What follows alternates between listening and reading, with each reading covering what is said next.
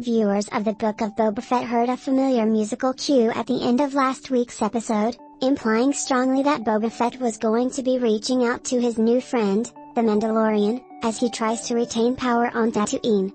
But today's episode of the Book of Boba Fett went far above and beyond that, and what we got today instead was simply just an entire episode of The Mandalorian, serving as less of a Boba Fett crossover, who isn't even in the episode, and more of an interlude between Mando seasons 2 and 3. At 50 minutes, this is actually one of the longest Mandalorian episodes to date, and for better or worse, serves to feel like a sharp contrast to the somewhat lackluster Boba Fett series it's meant to bolster here.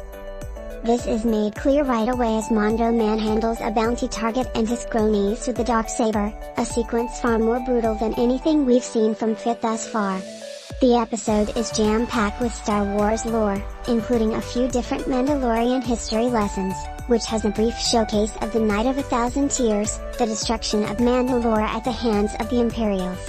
Mando is also cautioned about Bo Katan and how her rule led to Mandalore's downfall, but soon after that, he is essentially exiled by the only two Mandalorians left because he admits he removed his helmet that one time. A large chunk of the episode is devoted to the Mandalorian heading back to Tatooine, checking the Darksaber in his luggage on a commercial freighter, a surprisingly stressful part of the episode. Back on the planet, he reunites with his mechanic friend who has a replacement ship for him in the form of an old Naboo Starfighter that the two of them rebuild into the galactic equivalent of Dom's Charger from the Fast and the Furious. No, but seriously. Again, a ton more Easter eggs here.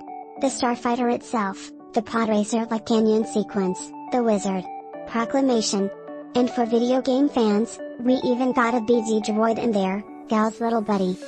The events of that game were well before the Mandalorian timeline, so is it actually the same droid, BD-1? No idea, maybe we'll find out in the next game. The Mandalorian is eventually approached to help Boba buy Fennec, which he agrees to, but first he says he's going to go give Grogu a present, something made of Beskar that was forged from his old spear. It seems like some sort of chain, or something? But I kind of hope it's a tiny helmet. In any case, this suggests that next episode could be another Mandalorian episode, one that has him reunite with Grogu before going back to help Fett in the finale. But I'm not sure. What I am sure about is that the show gave a pretty clear indicator that Grogu will end up reunited with Mando on a more permanent basis.